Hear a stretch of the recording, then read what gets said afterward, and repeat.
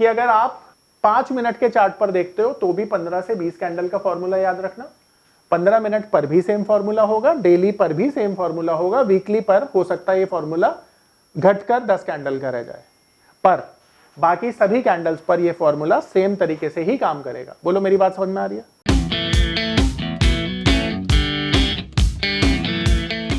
Investment in securities are subject to market risk. Please carry out your due diligence and read all the related documents carefully before investing. Channel को subscribe करना ना भूलें और हमारे ताज़ा video सबसे पहले देखने के लिए बेल आइकन को दबाएं।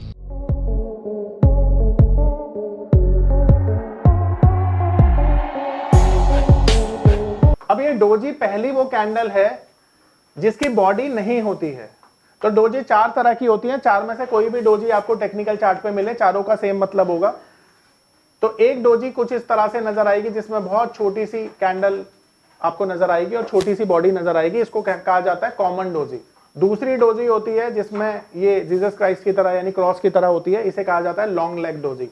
तीसरी जो डोजी होती है वो टी फॉर्म में होती है इस तरह से और इसको बोला जाता है, और दूसरी होती है ये उल्टे टी में, इसे बोला जाता है ग्रेवस्टोन डोजी और इसे बोला जाता है ड्रैगन फ्लाई डोजी। तो ये डोजी के नाम है चारों में से कोई भी डोजी आपको टेक्निकल चार्ट पर मिल सकती है। अब सवाल ये है कि डोजी कब बनती है, डोजी की साइकोलॉजी क्या होती है। आप ध्यान से देखिए, जिस कैंडल में केवल और केवल शेडो है, बॉडी है ही नहीं, तो उसकी साइकोलॉजी क्या होगी? तो इनडिसीजन कैंडल होती है, यानी कि जब मार्केट में कंफ्यूजन होती है, मार्केट ऊपर जाए या नीचे जाए, तो अक्सर डोजियां आपको मिलती हैं। तो ये डोजी आपको 3 जगह मिलती हैं। सबसे पहली जगह जो होती है उसे हम कहते हैं कंसोलिडेशन। तो डोजी आपको 3 सिचुएशन में मिलती है। सबसे पहली सिचुएशन क्या होती है? अब ये कंसोलिडेशन किसको कहते हैं? जहां मार्केट एक रेंज में चल रही है इस तरह से, इसे कहते हैं कंसोलिडेशन, ठीक है। दूसरा टॉप पर और तीसरा बॉटम पर, ठीक है। अब ये जो टॉप है, टॉप ऐसा एरिया होता है जहां से मार्केट नीचे आता है, यानी ये टॉप है, ठीक है।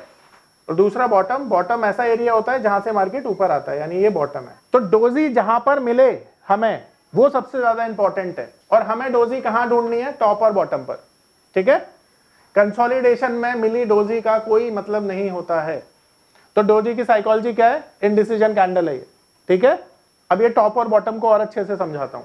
अच्छा, डोजी बहुत छोटी सी कैंडल है, टेक्निकली बहुत छोटी सी कैंडल है। तो आप ये देखो कि बहुत छोटी सी कैंडल अगर आपको टॉप और बॉटम पर मिल जाए तो आपको कितना बड़ा पैसा कमा के दे सकती है। ये छोटा सा एग्जांपल मैं एक कहावत से समझाऊंगा आपको ये पता है कि हाथी बहुत बड़ा होता है और उसको एक छोटी सी एंड चींटी मार देती है। ठीक उसी तरह से ये डोजी का साइज बहुत छोटा है, पर तुमको ये बहुत बड़ा पैसा बना के दे सकती है अगर तुमने सही आइडेंटिफाई कर लिया ट्रेड को टॉप और बॉटम पे। तो सबसे पहले टॉप क्या होता है वो समझते हैं। देखो, मार्केट में क्या होता है? एक अप ट्रेंड होता है और अप ट्रेंड में मार्केट कहां जाती है? ऊपर जाती है। अब ऊपर किसी भी पॉइंट तक ही तो जाएगी, उसके बाद तो इसको नीचे ही आना होगा। अब ये जो पॉइंट है ना, इसी को हम टॉप बोलते हैं। यानी टॉप एक ऐसा एरिया होता है जहां पर मार्केट बहुत ऊपर जाने के बाद फिर वहां से करेक्शन करके नीचे आती है। तो यहां पर मिली डोजी का मतलब बनता है, और इस डोजी को हम बोलेंगे ट्रेंड रिवर्सल कैंडल, क्योंकि यहां से ट्रेंड रिवर्स हो रहा है, ठीक है।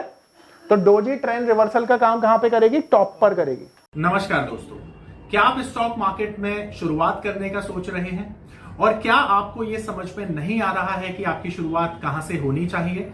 तो मैं आपको एक ऐसा कोर्स सजेस्ट करने जा रहा हूं जो आपकी लाइफ चेंज कर सकता है, और मैं बात कर रहा हूं NIFM का advance level of smart investor course की, जो आपकी लाइफ चेंज कर सकता है।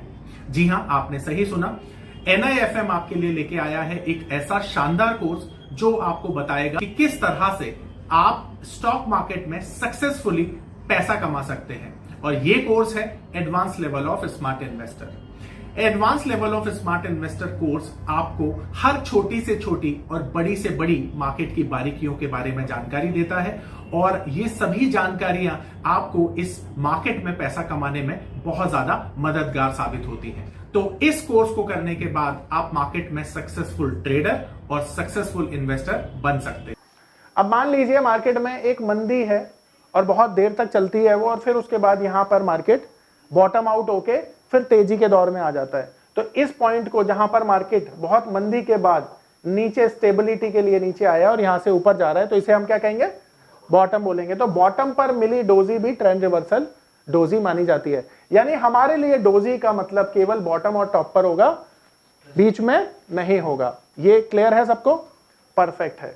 अब टॉप और बॉटम को आइडेंटिफाई करना सिखाता हूं, ठीक है? उसके लिए एक थंब रूल बताता हूं। अब देखो, टॉप और बॉटम को आइडेंटिफाई करने के लिए मैंने एक थंब रूल आपके लिए बनाया जिससे आपका काम आसान हो जाएगा। और थंब रूल क्या है? मान लेते हैं ये जो अपसाइड है ना, मार्केट की एक अपसाइड चल रही है, चाहे वो 5 मिनट के चार्ट पे है चाहे 15 मिनट के चार्ट पे, तो टाइम फ्रेम कोई भी होगा, थंब रूल सेम ही अप्लाई करेंगे आप। अब मान लो कि मार्केट चल रही है ऊपर अपसाइड में, और ये अपसाइड में ना 15 से 20 कैंडल इस अपसाइड को कवर कर रही है। यानी ये जो अपसाइड आप देख रहे हो, ये कितनी कैंडल से मिलकर बनी है? अज्यूम कर लेना, बोर्ड का साइज छोटा है इसलिए मैं नहीं लिख पा रहा हूं। तो ये सारी कैंडल्स मिलकर कितनी बन रही है?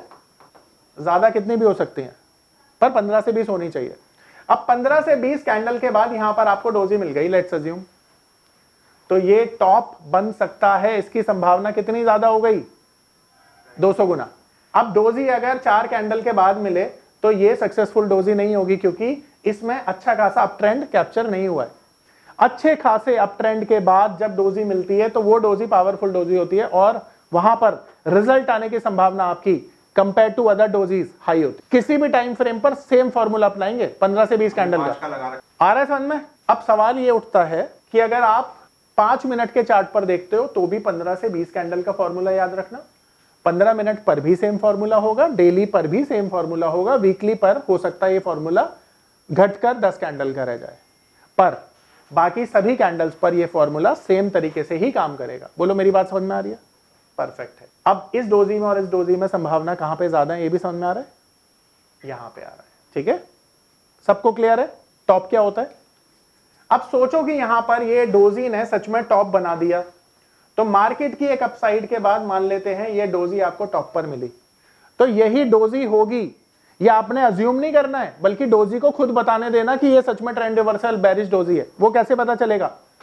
इसके अगली वाली कैंडल का वेट करना है। अब ये जो डोजी है ना, इसका कोई भी कलर हो सकता है, रेड भी हो सकता है, ग्रीन भी हो सकता है, फर्क नहीं पड़ता कलर, परंतु इसके जो अगली वाली कैंडल है ना, उसका कलर क्या होना चाहिए? ये पावर ऑफ नंबर थ्योरी इतनी बेहतरीन थ्योरी है कि इसे करने के बाद आप एक अलग अनुभव करेंगे और आपको लगेगा कि शायद इसी चीज की आपको तलाश थी। बहुत सालों की ट्रेडिंग के बाद, इन्वेस्टिंग के बाद आपको शायद ऐसे प्रोडक्ट की जरूरत थी जो मार्केट में आपको वो कॉन्फिडेंस दे पाए, जिस कॉन्फिडेंस के साथ आप रोज पैसा कमा पाए और जितना आप चाहें उतना पैसा कमा पाए। तो हमारी ये जो पावर ऑफ नंबर थ्योरी है, ये आपको आपकी सभी इच्छाओं को पूरा करने के लिए है।